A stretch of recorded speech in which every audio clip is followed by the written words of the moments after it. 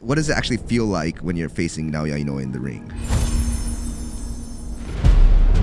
The shot he landed on me was the hardest punch I've ever been hit by. So he's so precise with his distance. He makes you miss by the smallest margin and then he'll counter you. And he's got knockout power in just about every punch he throws. Both in the prime of their careers, both undefeated, both got so much to lose, and that's a worldwide fight that everyone is looking forward to. Nakatani's style, I think, is a very difficult style because he's so long and his stance is so wide and he's, obviously a southpaw. But I just rate Inoue so highly that I think he's too good. I can't really see any featherweights beating him.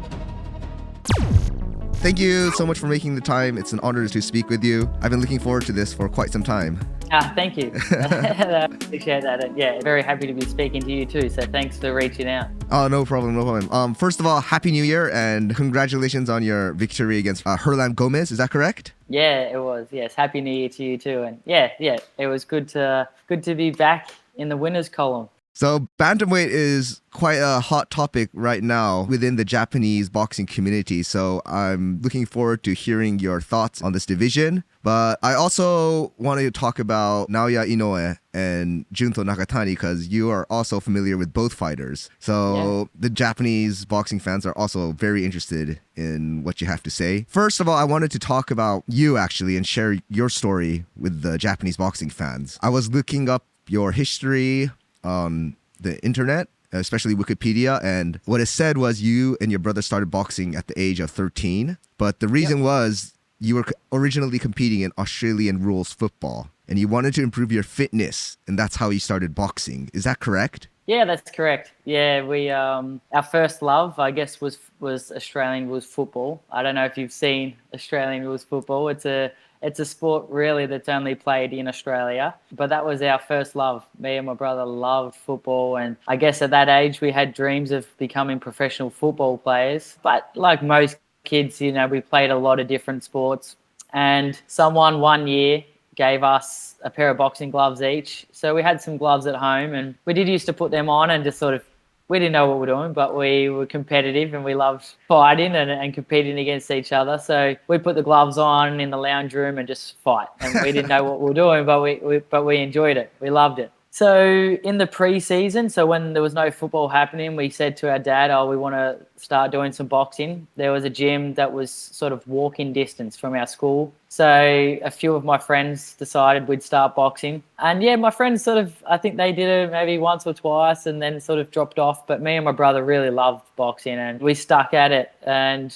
we trained for maybe 3 years. Mm-hmm. And it was just, we'd train maybe twice a week, maybe once a week. And it was more, just for a bit of extra fitness at the start, but we loved it. And eventually we started fighting. I was 16 when I had my first fight. We didn't have the best start. I lost my first 3 amateur fights. My brother lost his first 7 amateur fights. And we said, I think we need to make a decision here. We want to either play football or we want to take boxing more serious. So we both decided let's quit football and let's give boxing 100%. And we started training properly, every day. And then we started to get the results and we started to improve and we started to win. And before we knew it, we were representing Australia at different international tournaments and traveling around the world. And fast forward 20 odd years, we're both professional boxers and we love the sport. Yeah, what a story.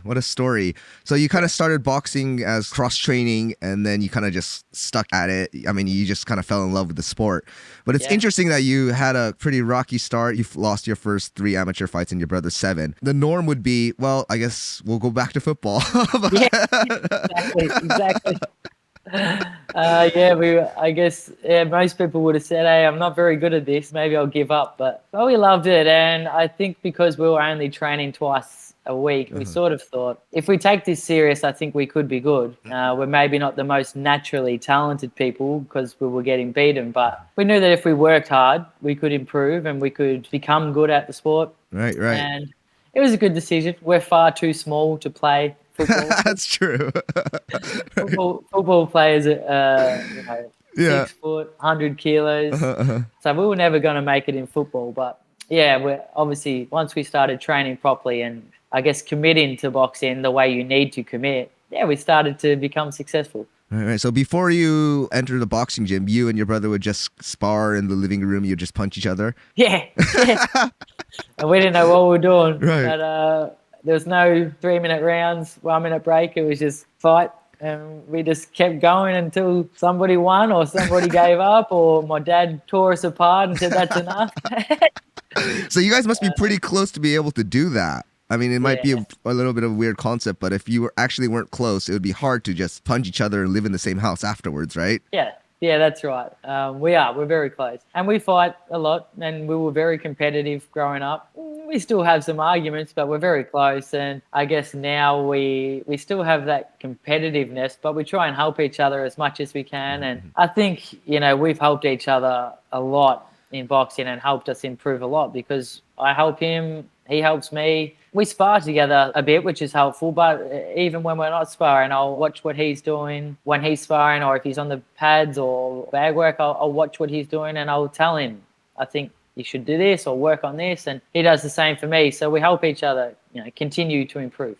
Yeah, we hear a lot of father-son teams in boxing, but brother and brother is also, I guess you guys know each other the best. That's right. We know each other very well. You don't take the criticism too personally because you're kind of used to it. That's right. When we fight, like my coach wants me in the corner for my brother and same for him because, like you said, we know each other very well. And I think we know how to get the message across and perhaps know in a way what they're feeling or how they might react to different things. And because we know each other very well, like if he fights and if I can, I'll be in his corner and he'll be in my corner. And I know I've just seen recently that the Inoue brothers do that as well. They go in each other's corner if possible. And I think it's a really good advantage. How is that though? I mean, do you get nervous for your brother's fight more than your own? Yeah, I do. I do. Because you're not in control. I believe in him and I know what he's capable of, but you're not in control. So I get nervous. Being in the corner it's a hard job. People don't realize it's hard work being in the corner and trying to call the shots and,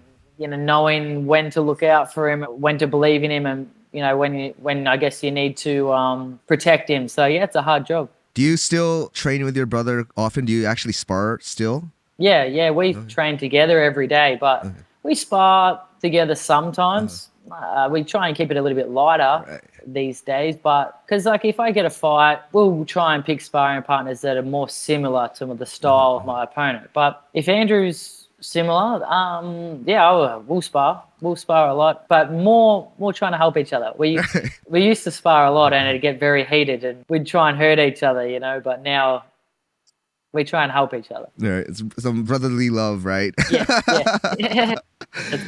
この番組は楽天、Amazon レビュー評価 No.1 MyMoods ベープの提供でお送りします。MyMoods は気分を変えるアイテムをコンセプトに、ポッドを差し替えるだけで自分の気持ちに合わせた楽しみ方ができるポッド系ベープです。ポッドを挿せばボタンなどの操作なしで吸うことができます。デバイスはスタイリッシュで溶き込みやすいデザイン。しかもType-C 充電で繰り返し使える。正直、ベープはケミカルな味して苦手だったんですけど、これは食品グレードの原料を使っているらしくて、味も濃厚で、しかも大容量。個人的には減量中とかに、間食の代わりに吸ったりすることもいいと思います。水蒸気だから匂いもつかないし、歯とか壁の着色もないので、家とかでペーパービュー見ながら吸えちゃいます。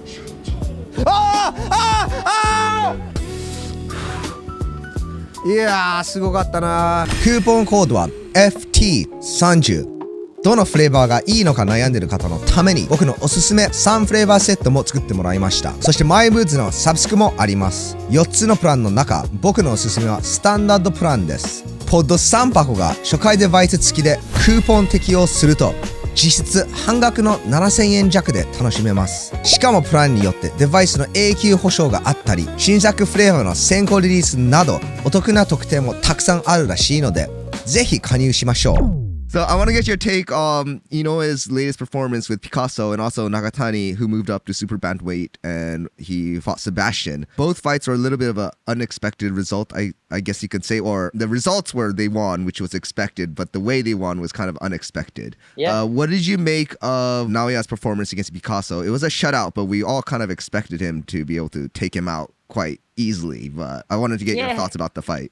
That's always the hard thing when you're as good as Inoue is. You know, he's one of my favorite fighters. I love watching Inoue, and he's so good that sometimes winning isn't enough when you're so good. I saw a lot of comments that people thought that it wasn't, you know, good enough, and I could see that Inoue himself in the post-fight interview that he wasn't happy with the performance because he didn't get the knockout. And, you know, that's hard when you're that good that, you know, winning a 12-round shutout, he didn't lose any rounds. You know, that's like seemingly not good enough of a performance. But I do agree in some aspects that maybe it wasn't his best performance and maybe he was just looking for the knockout too much. And that goes both ways because Inoue is so aggressive and he's always looking for the knockout, and that's what makes him so dangerous. And that's also what makes him so exciting to watch because he's not just going to go in there and he's happy just to win the rounds and I'm happy to go to a decision and that's okay. He expects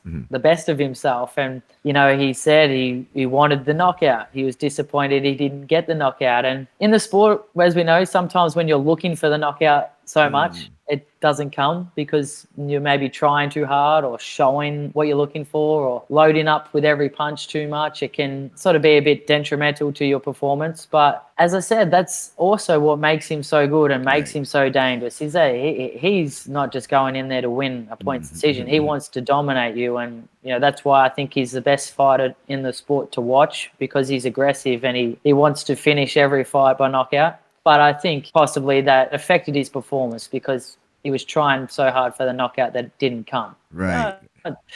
You know, you got to give credit to Picasso as well. He was quite good defensively, made it a little bit hard for Inoue to really land something really clean, but he still won every round, and I still think it was a good performance. But unfortunately, when you're as good as he is, people expect more. Right. So it's a little bit of Naoya, you know, looking for the knockout a little bit too much possibly, and Picasso also did a good job defending himself. Yeah. What do you feel about Picasso? I mean, there's a lot of talks about Picasso not really trying to win the fight, but rather trying to make it to the decision. It wasn't as clear as the Paul Butler fight. But I mean, you've been in there with Naoya, you know, and you were visibly trying to land punches on him and trying to win rounds. But personally, it didn't really look like that as much with Picasso. Yeah, I agree. And that makes it hard for Inoue to land the knockout because when you get someone who's fighting a bit defensively, and, you know, Picasso had some moments where he was being a bit aggressive and trying to have some good exchanges, but he wasn't really like putting it all on the line, you know. So he wasn't like Paul Butler. That was very just defensive. That was like survival. I'm just trying to survive. If I can get through this fight without getting knocked out, he was happy. Picasso was still willing. He was still throwing some punches, but I don't think he was truly putting it all on the line in the sense that, and not bragging about my performance. I wasn't happy with my performance. But as you said, the reason I got knocked out is because I was trying to knock Inoue out.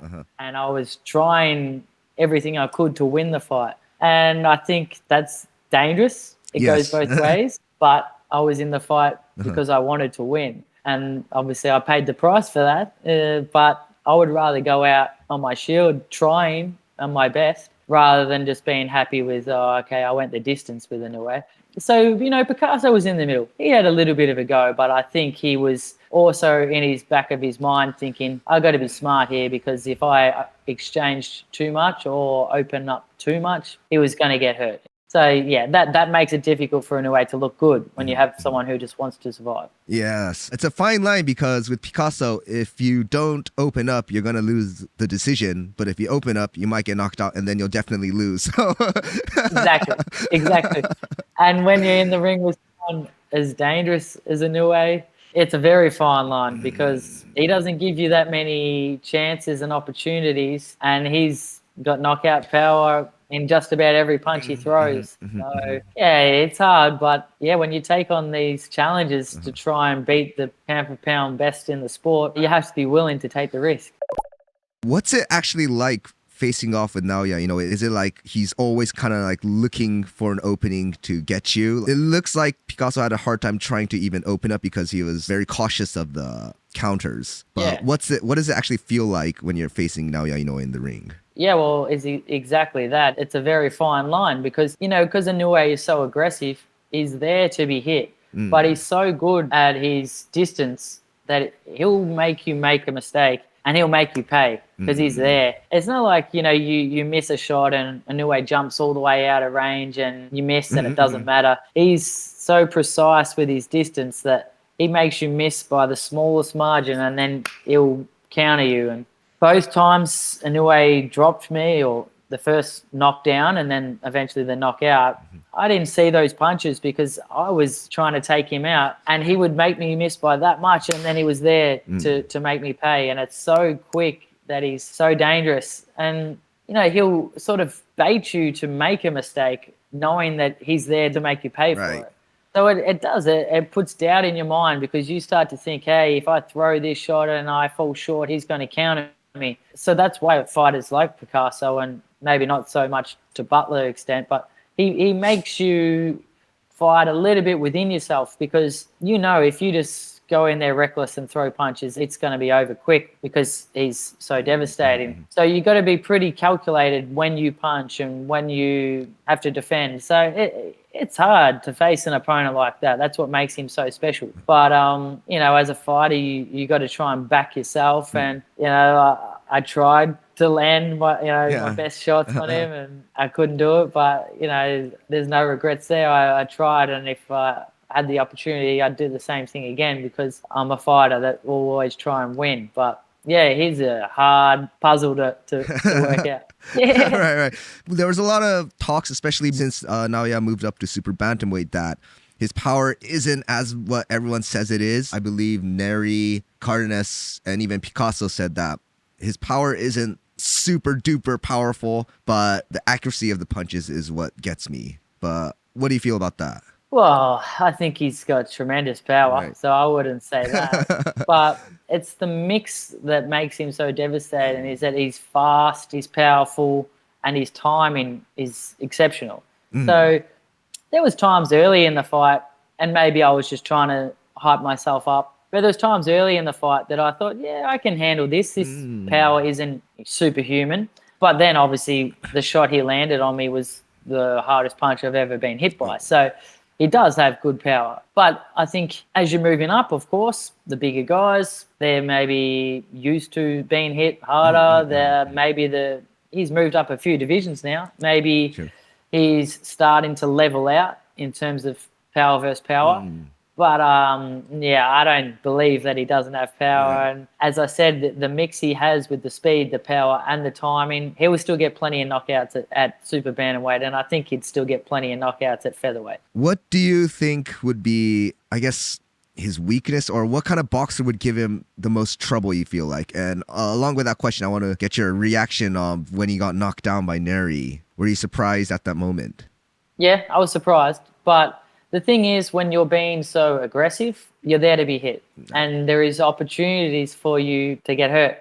As we said when we were speaking about fighters that are so defensive and they just want to survive against Inoue, they're hard to hit. But if you want to exchange with someone, they're there to hit, there to be hit, and it's risky. And Inoue is so aggressive. As I said, that's what makes him so exciting to watch. But he's also vulnerable at times because he's there, he's exchanging, and if someone's willing to punch with him and trade punches with him, then he's there to get caught. And guys like Neri and Cardenas, they've knocked him down because they punched with him. And Inoue was open and they caught him, but they weren't able to finish the job, and Inoue was still able to recover and win. And it's not a weakness of Inoue's because it's what makes him so good. But when you're super aggressive, you take more risks and you're more vulnerable to get hurt. So eventually someone might be good enough or lucky enough to catch him and hurt him and potentially knock him out. But Inoue's shown that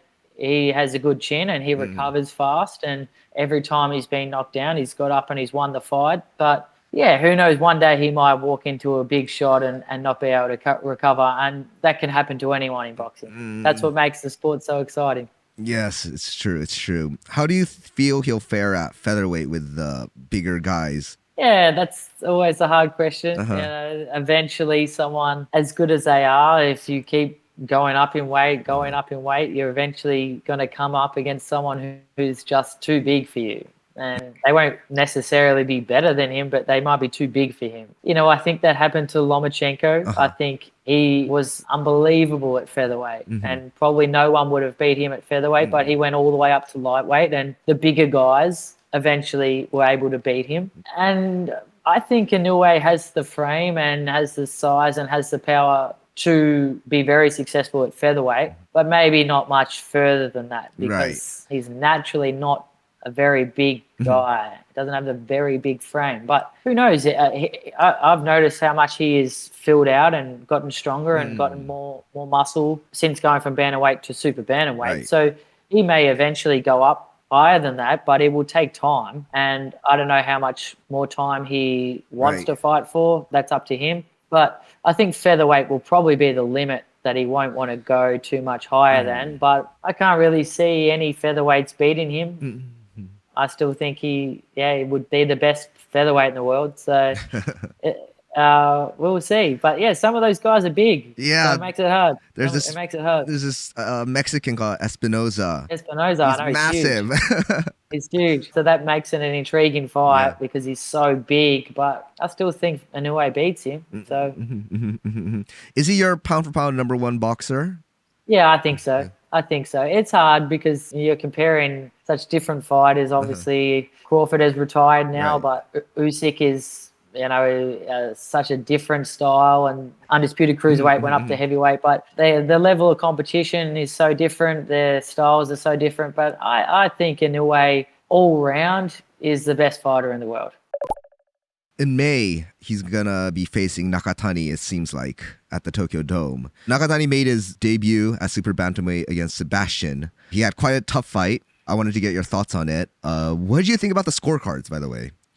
Well, I think everyone thought the 118, 110 was crazy, but, it was a sort of a hard fight to score. I watched the fight live and I wasn't sitting there with a notepad writing down round for round, but Nakatani won the early rounds, I felt, and I don't know how many rounds. As I said, I didn't record it, but he probably won the first 5 rounds. And then when the opponent finishes the fight so strong, people forget. Yes. And they don't think, oh, hang on, Nakatani won 5 rounds. He's already 5 points up. Even though, was it Hernandez?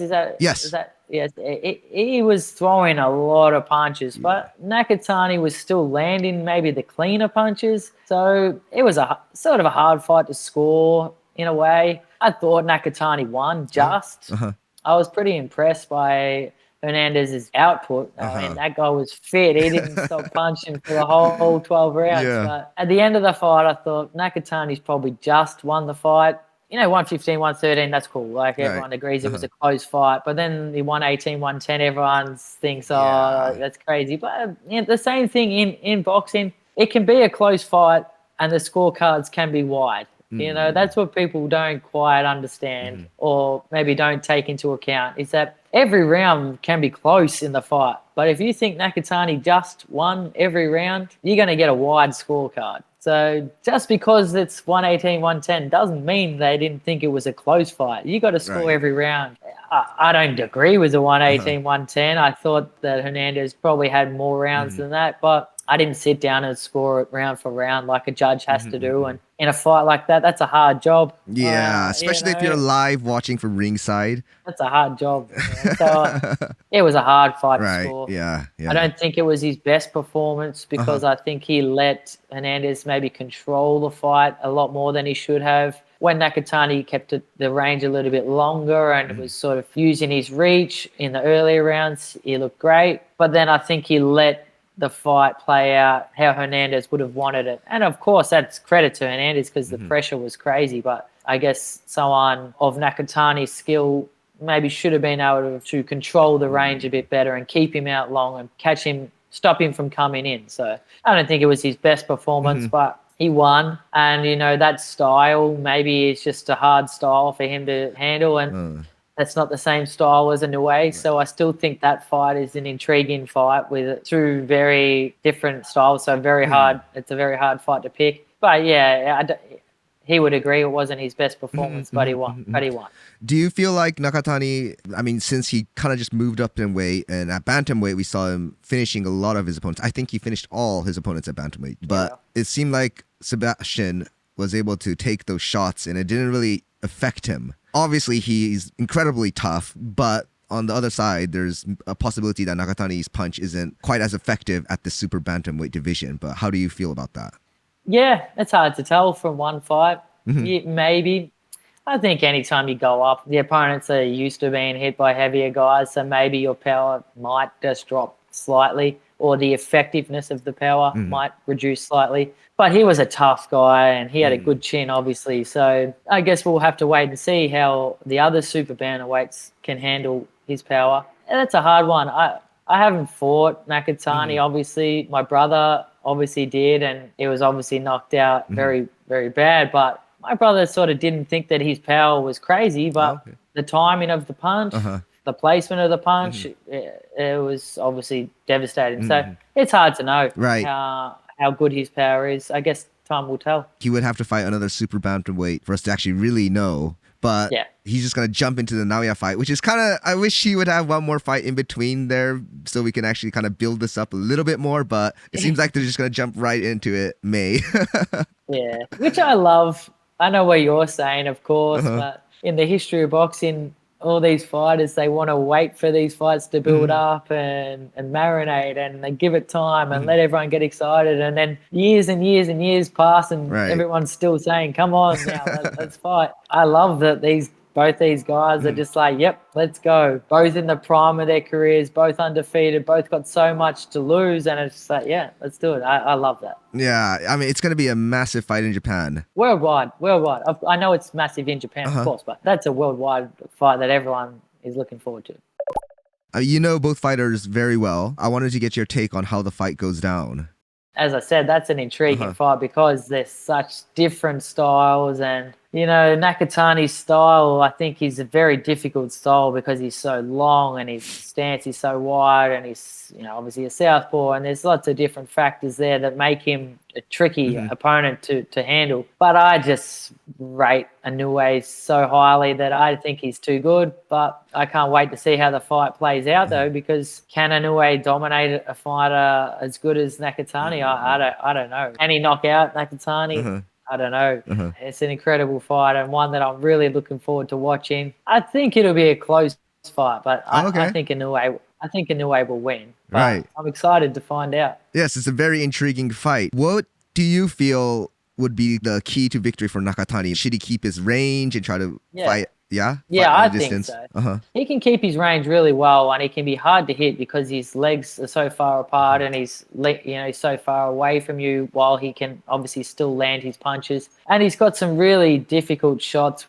with his long uppercuts and long wide punches that it can be quite hard to read. And Inoue has been very successful against southpaws, but I still think maybe he fights better against orthodox fighters. That just might be the way I see it, but I think that Nakatani's style is very hard to deal with. So I'm excited to see how Inoue handles it because he's the best, and if anyone can solve the puzzle of Nakatani, it's Inoue. But yeah, I can't see Nakatani beating him, but this is boxing, and as we know, one punch can change the fight. And we've seen Inoue when he's been so aggressive that he can get caught and that he's been knocked down. And I think Nakatani has the sort of punches and the sort of power that could do the damage and could knock down and potentially knock out Inoue. For that reason, you'll be on the edge of your seat the whole fight because anything can happen. But I just think Inoue is so good that he'll work it out. He'll find a way somehow.